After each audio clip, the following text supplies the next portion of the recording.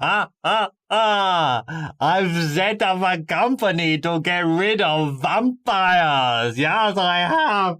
I'm the main stakeholder. Apologies. I was trying to bring in a real steak with the vampire joke, but I couldn't. This is my garden steak, which makes it even worse. But where am I leading with this stupid shenanigans? The idea being is we've got to a new topic on stakeholders. No, they're not vampires. No, they're not garden steaks. And I apologize for my terrible sense of humor. They're anybody that has a vested interest in the actions of the business. So I hope my crude attempt at humor at least has got your attention just for a little bit there. Welcome to stakeholders.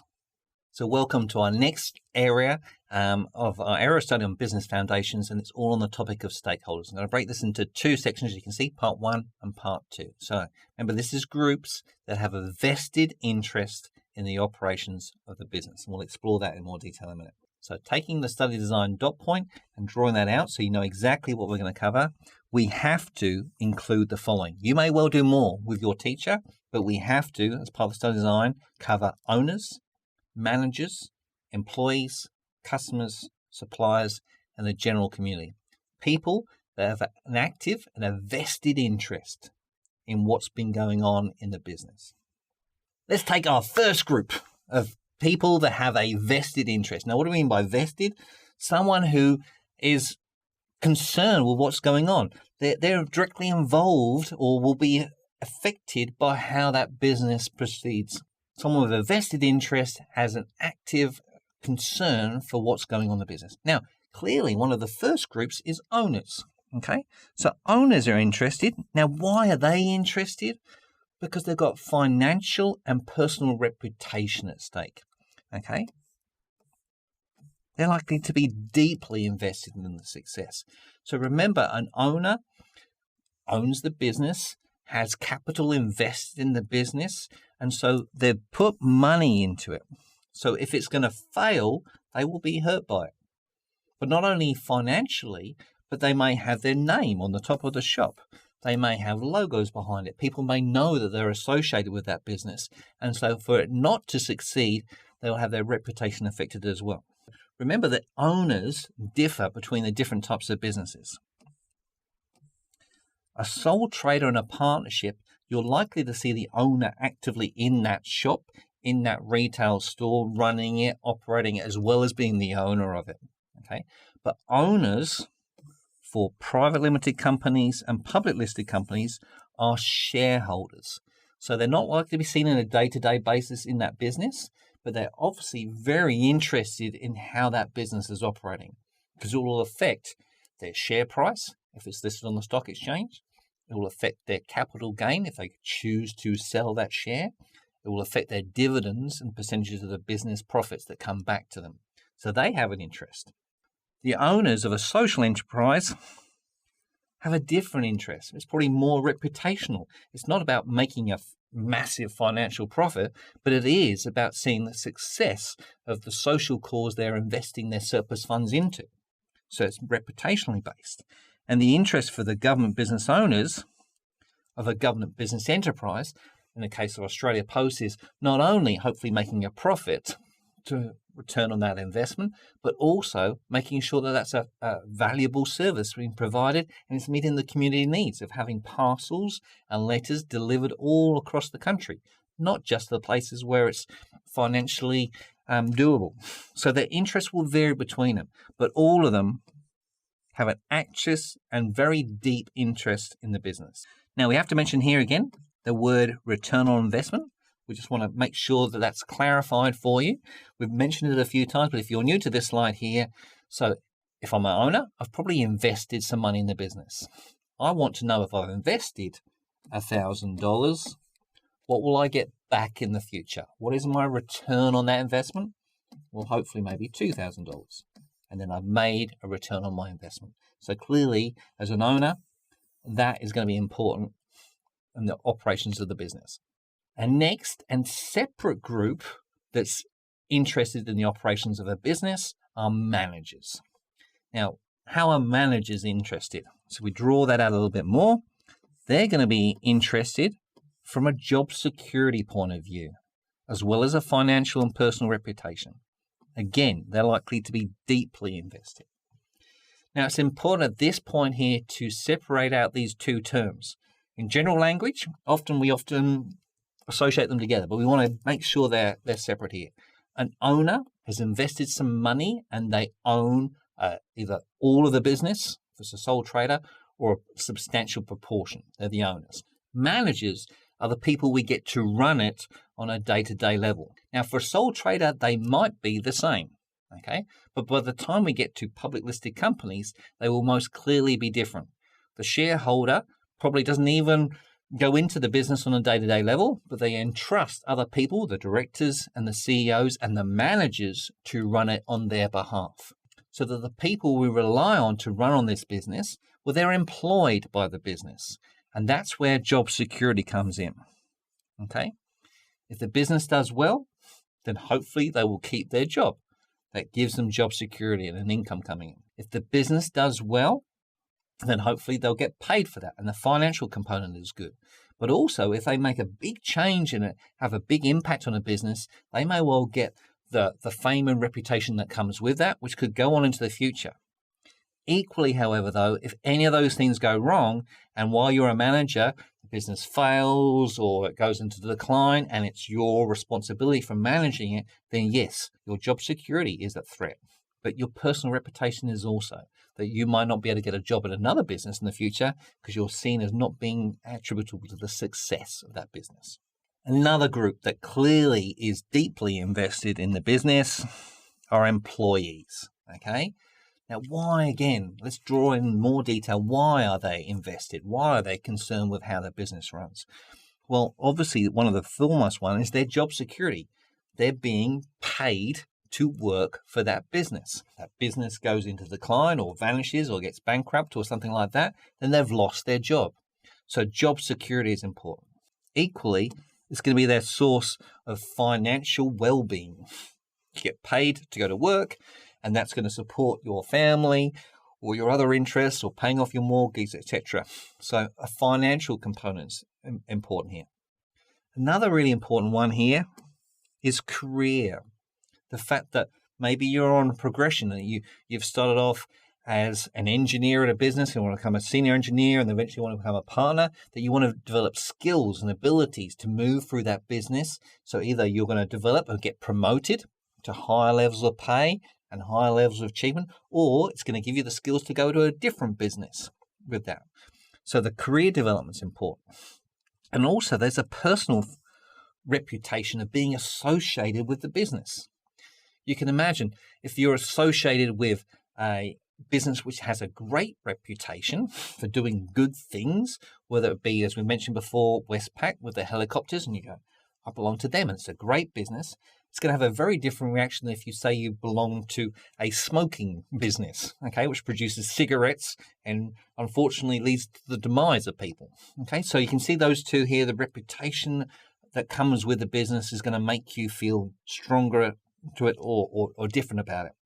Now, other things to consider is, okay, yes, they're very interested, but are they equally interested? Well, no. Every employee will have different components of those that are more or less important to them. Some might be more worried about just keeping a job. Some might want to see themselves moving up the progression, and so the career component's more important. Or some of them might just want to work for a business they feel proud of. So being involved with businesses like Thank You, where you can go real sense of pride in what you're achieving through the sales of the shampoos, the conditioners, and the water. How does an individual express their interest in the business? And how do they achieve them? Well, which one is really important? Maybe the financial is really important, that you would like to have a pay rise. Well, how do you go about expressing that? Do you go to your manager and ask for a pay rise? Will they say yes? Will they say no? If they say no, what can you do about it?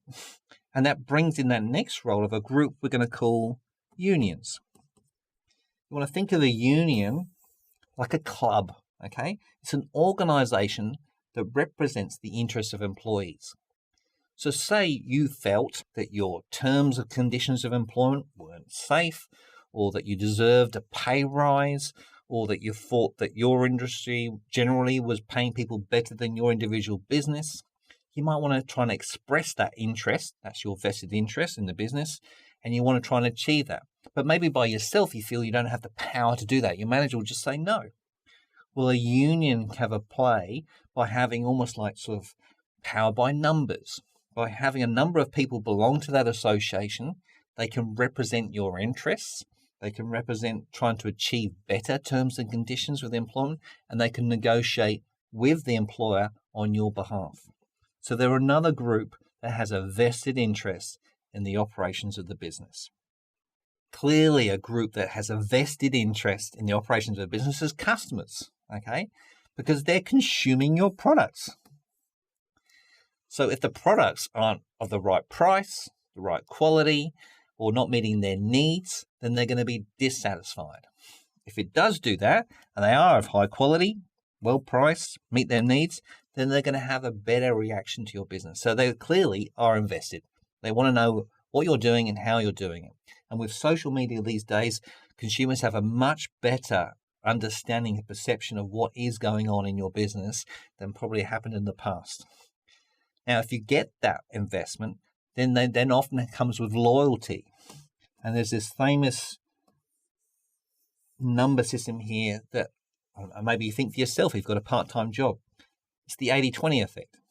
80% of your sales come from 20% of your customers. Now, put that into real words. Do you have in your part-time job loyal customers that come back week after week after week, day after day? They're the same people. Yes?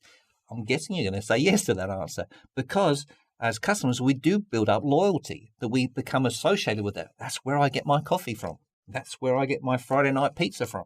Okay, this is where I get my takeaway. These are businesses we trust. So we are invested in their operations. And if something goes wrong, it will affect on us coming back in the future. Another group that is clearly invested in the business is suppliers. So in this scenario here, where we have our shop operating, we have a group supplying us with the goods that we are going to be selling.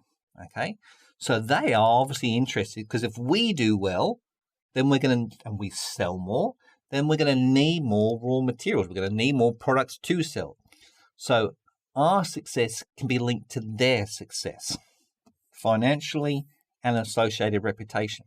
Now, we can think of this really in terms of what happened during COVID, when a whole number of businesses had to either close their operations or had to have a different way of operating, to go to takeaway rather than in-house service. Well, clearly that would impact on them needing less goods from their suppliers. So if your decline occurs, theirs does too. It's linked to it. Equally, if you do something wrong and people find out, well, it came from these guys here, or the suppliers, then you're associated with that reputation. So clearly they are also a group that's going to be strongly invested in the reputation as a stakeholder in your business. Another very broad group that has an interest in the running of a business is the general community. Now, it's less likely to be direct, but more the indirect association, the indirect impact of your behavior on them. Now, this often comes from like bad consequences. You'll have seen in the media, unfortunately, cases where a ship has run aground and there's an oil spill, okay?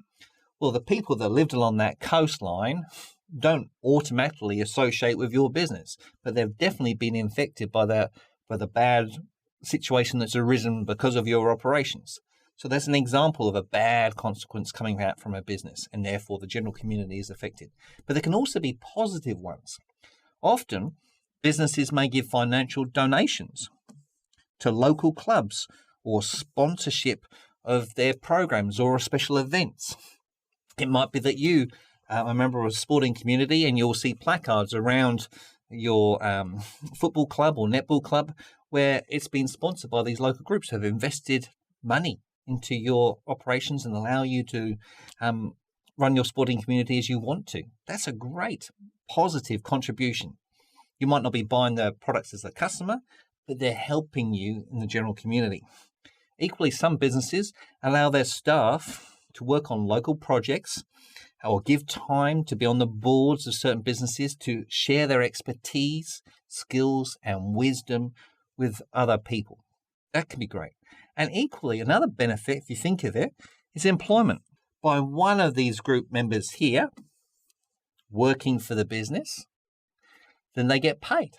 With that money, they can then go and buy from the local cafes, fast food, could go and buy their newspaper from the news agents. It's helping to multiply that income out into the general community. So other businesses are benefiting from the employment that's generated by that business. Equally, you can see in times of shutdown the opposite. Unfortunately, when the car industry was declining and centered around Geelong, and you had Ford closing down their factory, a lot of secondary impacts were occurring in that area where people no longer had the income to support other businesses. So it can be a positive, can also be a negative. Other negatives we can all talked about before: pollution, oil spills, environmental damage, land clearance to start your business that's taken away from somebody else's parkland. And as we said before, unemployment having ripple effects through the economy. So unfortunately, when Qantas had to stand down workers during COVID, then clearly that would affect the workers and their income, but then their ability to act within their local community in terms of sporting associations, buying products from local areas, etc. So the flow and effect flows through. This isn't a group that commonly has a direct impact from the operations of the business, but it definitely has an indirect flow on from what's going on within those businesses. So then that leads nicely into this final point in here. Why might a business invest in positive community relations? Why would an oil company want to support local business events or local community events? Well, the idea being, and you might have studied this from Unit 2 from public relations, is that you build up the image of the business. One, so you have a nice association with the community and that people might be willing to buy your products, but also as an investment in case something bad happens, that hopefully your image has been raised to a point where it can take a little bit of a hit while still allowing you to continue on your operations. So that's why often businesses invest in community relations, to support this group, which has that indirect impact from your business. So let's see a worked example of how this area of stakeholders might crop up in an exam. As you can see here, this was a VCAR question from the past. We've adapted a little bit here to show you how you can scaffold your answer.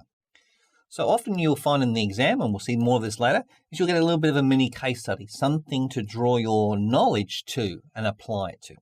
So here we have Fran is the newly appointed manager of an Australian software business. The business is a public listed company working towards the achievement of its business objectives. With reference to this business, so we always highlight, so we've got a software business, we're going to have to link this to, okay? We need to define the term stakeholder. 2 marks. Now again, I want you to keep analyzing questions, underline and break down so you can start to see where the marks are going to lie on here, okay? So we've effectively got 2 things to do. We've got to define the term and explain what a stakeholder is, and we've got to link it to the software business.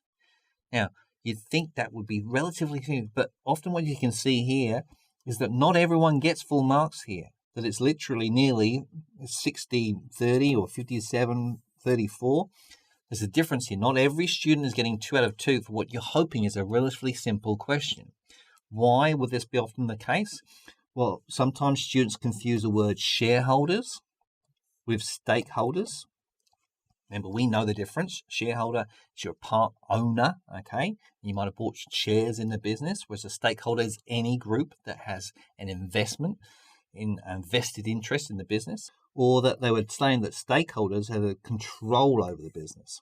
Well, they don't. Remember that for most of them, it's going to be a case of they're impacted by what's going on here. So drawing this in here, we've got those 2 things to do. So let's make sure we clearly express it to the assessor how we're going to line this up. So first of all, we're going to go with the definition. The term stakeholder refers to any group that has a vested interest in the activities of the business. Beautiful, succinct, to the point, keywords are included. Then we need to link this to the software business. So in reference to the Australian Software Business, this would include Fran as the newly appointed manager, its employees, its shareholders, who are the owners of the public listed company, and also the business competitors. So we've drawn out, shown to the assessor not only the definition, but also how we can apply this to the Australian software business. Succinctly, clearly, and hopefully get you the full 2 marks. And again, hopefully here we have a nice summary concept map. Here you have all of the stakeholders, groups that have a vested interest in the business, all mapped out in front of you. This is a great point at which to do some annotations around the outside edge, just to put it in your head. Okay, I remember what all of those are. I remember the terms and how they're all interlinked. For our next slide, we're going to be moving on to the potential conflicts between stakeholders. We have them all here. How could they potentially be in conflict? Okay, welcome back to part 2 of this topic of stakeholders. Now, I'm going to have a little game here, okay? And I'm going to ask you in a minute to pause me, like maybe mid-freeze, something like that. So you get a chance to recap what we learned from the last slide, and then I'll then lay it out for you as well, okay? Because we're going to build on what we learned about stakeholders to see how some of them have conflict. So, freeze now.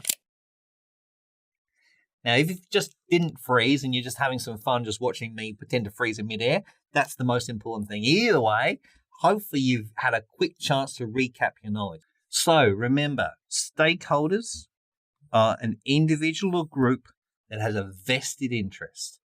They're either deeply connected or they're indirectly associated with the operations of the business, these activities. Okay? Stakeholders. We have them in front of us. Employees, suppliers, customers, owners, shareholders, managers, and general community. The employees, they have a vested interest because they've got a job. They've got some financial security from doing that. Okay, they've got job security by having the job. Income comes from it. Reputation, career prospects. Those are some of the things you can associate. Suppliers, again, directly interested in your activities because if you're doing well, you'll need more of their goods. They will earn more income. Customers, deeply invested. They're buying your products. They want them to be good quality and hopefully at a low price compared to the competitors. Okay, so they have needs that hopefully you are fulfilling. So they have an interest of whether you're doing a good job or a bad job. The owners have obviously a massive interest in what's going on. They've probably invested some capital. They've bought shares or they've put their own money into the business and they own it. And therefore, they want to know that they're achieving what they wanted to achieve from the business, either financial or if it's a social enterprise, is it achieving the objectives of the social need we're hoping for? Managers, again, interested in what's going on in the business because it's giving them their job. Remember that these two groups are separate. Owners have a financial ownership of the business. Managers are running on their behalf. So they're worried about their job security. While there are ideas that they're putting into practice with the business, generating a positive reaction, and therefore their reputation is being enhanced. And the general community, generally an indirect link. They're being impacted by whether people have jobs in their general community and supporting their local businesses, or whether that this business is supporting charity foundations, it's supporting social clubs in the local area, but also occasionally directly invested and impacted if maybe something bad has happened, like an oil spill and it's affecting the area. So that's our template in front of us. Now we can look in more deeply at about how those interact between each other. So this series of slides is going to be about stakeholders. It's a part 2 part of it. We've just done a quick recap of what stakeholders are, and we're going to look at the conflict between them. So taking the study design dot points here, we've looked at the characteristics of the stakeholders, their interests, and now we're going to focus in about the potential conflict between them. So that's what our focus is. So here we have 2 stakeholders in front of you, the owners and the employees. So let's first of all break this down and scaffold it up so we can see how we're going to potentially have a conflict. And these questions often come up in terms of an analyze question, where we have to identify what's happening on one hand, and then what's the relationship between another topic. So here we go. Okay, so First of all, let's take owners. An owner of a business, what's their interest? Well, their interest is the success mainly from a financial position. They've invested some money in it and their personal association with it. So they want the business to do well. They want it to hopefully give them a return on their investment. Separately, employees. Let's recap. What was their interest? Well, they're interested from a job security point of view. They want to have a job. They want to get paid for it. It gives them other opportunities in life. They might want to see some promotional opportunities. And they want to be linked to a positive business. Now, clearly, I've got a ribbon here with a line linking the two because obviously they're both involved with the business. It's the same business. But potentially they could be pulling in different directions. Where could this potential conflict occur? Well, if we draw that down, owners are wanting to get a better return on their investment. We want to make more money from what we invested in that. To do that, we're hoping the business is going to make more profits. To do that, we maybe have to reduce some of our expenses. Remember, the profits is revenue minus the expenses. So one way of increasing profits is obviously to get more revenue, but another way is to reduce our expenses so we have a better profit margin. So by reducing these wages, will hopefully give us better profits. We're happy, but now what's happened to the employees? Well, by potentially cutting their wages or reducing the amount of staff we need to keep our labor costs down, well, that's now obviously going to clearly upset the employees because they want job security. We might have sacked them. They want better financial returns. We might have reduced their wages.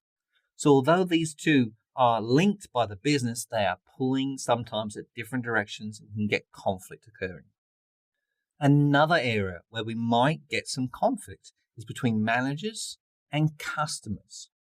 Now, again, what we want to be doing is building this up, showing an assessor that we have a full understanding of the different bits first, and then how they can interlink. So take this nice and slowly. Let's first of all look at managers. What was their vested interest? Well, managers are interested in job security. They're doing activities on behalf of the owners to make the business run. They've got a job. They're worried about the financial bit. They're getting paid for doing that job. And they're linked to their personal reputation of being associated with the activities that are being generated. Okay? That's their group. Now, let's look separately at customers. What are they wanting from this business?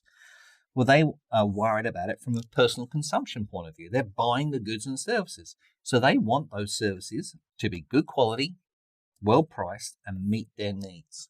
Nice and easy. How can we potentially see a conflict occurring? Well, if you think of it, the managers are operating on behalf of the owners. They're running the business for them.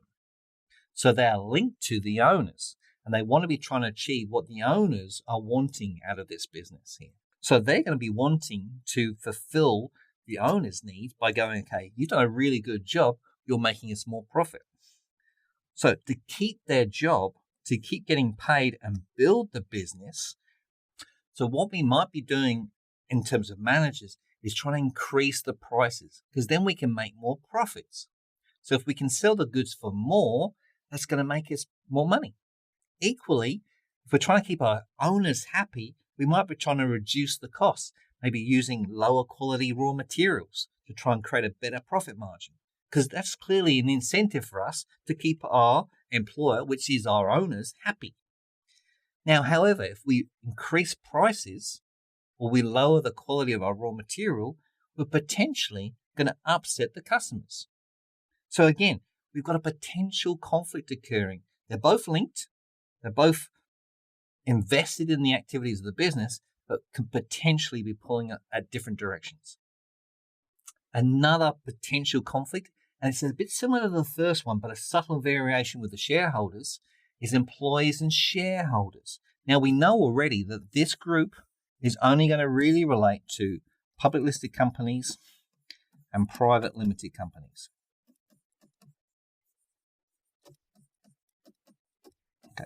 So we're not covering here our sole traders, our partnerships, government business enterprises, or social enterprises. But we are focusing on these two groups here. So again, let's just break it down, take one group at a time, scaffold it up, and see where potential conflict could occur. Now again, let's think what employees are interested in. Well, employees are interested in their job security. They want a job. They want to get paid for the job. Potentially they want to get promoted and see their career develop over time. And they want to be linked to a business which has a good association, so their reputation has been linked to it. Cool, we get that group. Let's again now think about the shareholders. Well, the shareholders of these two groups here, well, they're interested in getting a good return on their investment, financially and also by association. Now, just taking that financial component, we can see this again occurring. So if we take the employees first, then clearly they want higher wages if they can get it. Okay, you're working, you'd like to be paid more for it, better terms of conditions. But clearly that's going to add to our costs and our expenses. And if our costs and expenses go up, it's going to make our profits go down. And if the profits go down, it's going to damage the dividends and the share prices, as we've said before, from being redistributed, and that's going to harm the shareholders' interests. So again, we've got a group here who are going to be linked, but at conflict with each other. And again, if we think about how we're going to scaffold this for an assessor or an examiner, is we're going to take it step at a time. There's their interest. There's theirs. If we achieve this, it's going to be the expense of this, and therefore potential conflict could occur. So we're just scaffolding it out and stepping it out for the assessor. Another group that could potentially be at conflict are managers and suppliers. And again, we're just going to build up and scaffold a recap. The managers are looking to operate the business, direct the activities on behalf of the owners. Okay, what are they concerned about? Well, they want to keep their jobs. They want to get paid for their jobs, and they want to be seen as doing a good job, and their reputation increases. So we're acting on behalf of the owners. Suppliers, well, they've got their own business. Okay, they've got their own business to run. They're clearly interested because they want your business to do well so they can provide more goods and services. So they're clearly worried about the financial component by being paid. But they also want you to do the right thing so that therefore they don't get associated in a bad way as well. So where could a potential conflict arise here? Well, if the manager's trying to keep their owners happy, then one way of doing it is that trying to keep the profits going up. Well, one way to try and keep the profits up is by keeping the costs down. If we lower the costs, then hopefully our profit margin increases, we make more profits, and our owners are happy. But you can see here now, one of the ways of keeping costs down is from your raw materials. So you might be pushing the suppliers to keep asking them to lower their prices. Okay, I might want your goods, but can you do a better price on that? If not, I might go look for somewhere else. So the pressure is on them to lower their prices. Now, clearly, that will lowering their prices will hurt their profits. So although, again, these two are linked, there's a potential cause here for a conflict to occur over time where they have differing expectations from each other. So there's a lot to put together here about how the stakeholders have a vested interest, but sometimes they can be at conflict with each other. Now, a really good contemporary example of this is occurring is in Qantas. And Qantas, over the last couple of years during COVID, if you imagine their business, Qantas is sitting right in the middle here. As you've seen before, if you've watched the slides, their profits during 2017 to 2019 were going up, going really well. Suddenly along comes COVID. Government's response, close the borders, protect the local community from the expansion of the pandemic. Fair enough. But when you close the borders, you're suspending international flights. Now, clearly, we have a flight business. So by suspending the flights, you're effectively closing that part of their operations for the ongoing future. How is that going to affect all the stakeholders? How is the business going to respond? Alan Joyce, who is the manager, the CEO of Qantas, was looking at this situation going, okay, with the borders coming down, how are we going to survive during this period of time? How am I going to keep my owners ultimately happy, my shareholders? I've got to keep this business survival. I've got to keep seeing it through to the end of the pandemic when the borders arise. So if we know with no one flying that the revenue is going to come down, then clearly we've got to do something about keeping the cost down. Otherwise, we're going to lead to a massive loss in the business and potential bankruptcy. So his interest was reducing costs. And one of his ways of doing this was unfortunately through employees. So employees were the first group arguably to be affected. The employees were asked, first of all, to use up their long service leave, their sick pay leave, their granted leave, and then after that, unfortunately, some of them were stood down as being no longer needed. So over this period of time, unfortunately, 9,400 workers were suspended, cut, or had their wages frozen for 2 years. What is their reaction? Clearly not very happy.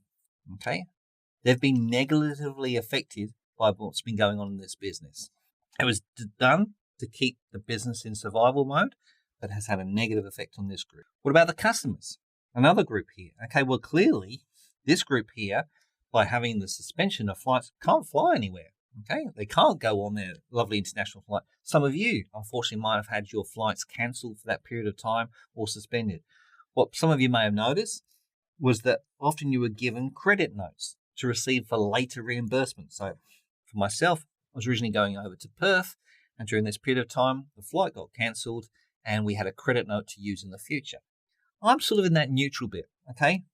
Slightly annoyed I can't go on my flight, but okay that I'm going to be looked after in the future. So my impact is probably more of a sort of a neutral one about, okay, I can see the necessity of this. I have to just go with that. The next group, though, is probably the suppliers. Suppliers on a number of levels. And if you think about suppliers for Qantas are going to be, okay, the planes themselves. Okay, Qantas had some orders for Boeing Dreamliner orders. Well, while that's going on, they're going, okay, we've got enough problems already. Our profit's been hit. We don't need those planes right now because we can't fly them even if we wanted to. So they suspend the order. Well, clearly for Boeing as a supplier, that's their contract suspended with no chance of income coming in for the foreseeable future for that period of time. Equally, if we're not flying these international flights, then we don't need so much oil to fuel them. So we're going to suspend some of the oil purchases. That's going to affect the oil companies, okay? If we're going to offer food for companies and you're a food provider for a Qantas flight, then your job is gone as well. So this ripple effect leaves many of these groups negatively affected by the actions. Let's go to the general community. Well, they're going to be affected by all of these things going on. Some of these people could have been customers. Their flight's gone. But equally, they might be relations of some of those people that were going to fly. This was grandparents who couldn't see their kids for a period of time. Okay? So their impact indirectly is negative. They've been not having a chance to have family reconnections. But equally, for some of these employees, remember we talked about this before, where they're also purchasing things in the local community. When the rising unemployment of airline staff goes along, then that has a negative impact for the local cafe stores because these people won't have as much income to buy things, fast food, restaurants, etc., etc., etc. The flow-on effect. Equally, there was this fear that Qantas, an Australian icon, may no longer be able to fly. Well, that's going to be a negative thing, okay? However, hopefully, from Alan Joyce and the managing director's activities, we've survived this crisis, and you put a smiley face that, yes, unlike some airlines in the world, Qantas is still flying, that the carrier has continued.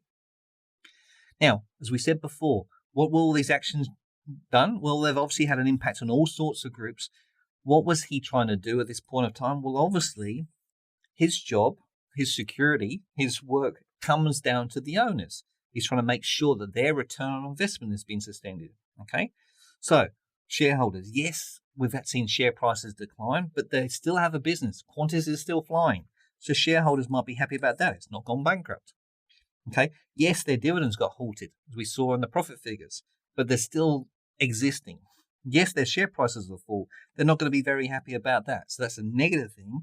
But although it fell dramatically during this period of time, it's now recovering on the basis of this company still existing. Although they've cut costs, they're keeping the business in operation, and so hopefully neutral or maybe even positively seeing the future. So coming back to the actions in the first place, he's still got a job. The fact that Qantas is still in operations and he's still the CEO would put his position as being a positive. Now, I know there's an awful lot to take in there, but that's just one example of how one business can have an impact on all these different stakeholders, and you can see positive and negative reactions, and they're not all the same. So let's now do a worked example where we can bring in stakeholders and explore the conflicts potentially existing between them. So here's our question. Now, first of all, we highlight the task word, explain, which is more than identify, more than define, more than outline, more than describe. We're looking for some detailed features, okay? We're going to really explore this one, okay? And we can see that from the marks. So with 2 marks available for this one, so we're looking for a little bit. We're looking for a potential conflict between some stakeholders in a business such as Westpac. So we want to build that in. And where do these 2 marks come from? Well, we've got to explain the conflict, and we've then got to apply it. Okay, so we're doing the 2 things together. Again, let's just make it really easy for the assessor and lay out exactly how we received it. Let's explain the conflict and then link it. So let's pick here shareholders. Shareholders may want employees to receive lower wages in order to reduce expenses and boost the business profits and dividends. Okay. Now I've done those 2 lines to show, okay, I've shown to the assessor that's what shareholders want. Now I'm going to do what employees want. Employees want higher wages to provide more for their families. Okay. Again, I can stop and pause. I'm just breathing. Okay. I've laid out what the stakeholders want for this group, and now for this group here. Now I can then explore how the 2 interact. So if one achieves their aim, makes more profits, it is likely to at the expense of the other stakeholder. I can see the connection. For Westpac, the employees are the bank staff, seeking better terms and conditions of employment. But these, if they got better ones, will be at the expense of shareholder dividends, which means shareholders may not vote for an employee salary increase at the annual general meeting. So we've laid it up for the assessor, made it very clear. We understand one group, understand the 2. We can see how they interconnect and potentially cause conflict. And we can see how that could be specific for Westpac, banking staff, and shareholders. Okay, so hopefully you can see how I've drawn out that example to hopefully create a high-end response. Again, we've got to summary concept time. So hopefully, again, you can see in front of you here the different groups. And we have a nice concept map where we're going, okay, here are all the different stakeholders. What you can do this time is then make connections between them. So the idea being, let's just pick here the employees and the managers. What is the connection between these 2 groups, and where could the potential conflict occur? The managers are trying to keep their direct employers, the owners, happy. They're going to maybe do that by trying to increase profits. How could they do that? By maybe reducing expenses.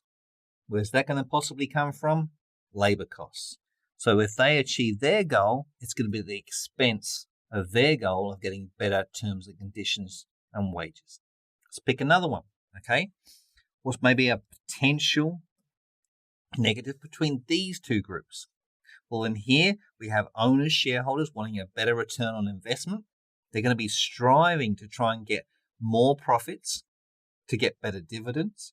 How might we get more profits? Well, either by raising prices or reducing costs.